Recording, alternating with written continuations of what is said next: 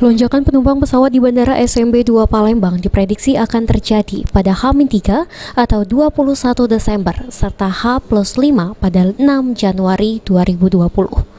Untuk mengantisipasi lonjakan penumpang, pihak maskapai penerbangan berencana akan menambah jadwal penerbangan untuk rute Palembang, Lubuk Linggau, dan Palembang, Bandung. Libur Natal dan Tahun Baru pada tahun ini diprediksi lonjakan penumpang pesawat hanya mengalami kenaikan 3 hingga 5% dibanding hari biasa.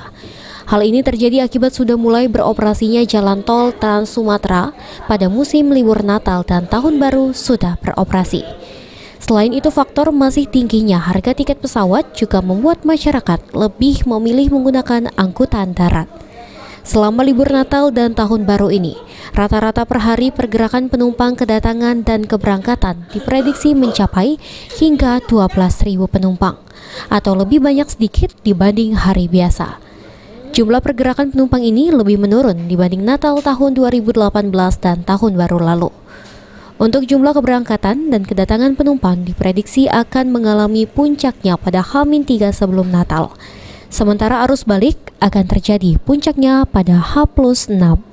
Untuk rute penerbangan domestik yang paling banyak digunakan masih untuk rute Palembang, Jakarta atau sebaliknya. Sementara untuk penerbangan internasional, rute Palembang, Singapura. Sementara untuk memberikan pelayanan dan keamanan terbaik kepada penumpang, pihak pengelola bandara telah mendirikan posko Natal Tahun Baru. Julius Lumban Gaul, PAL TV.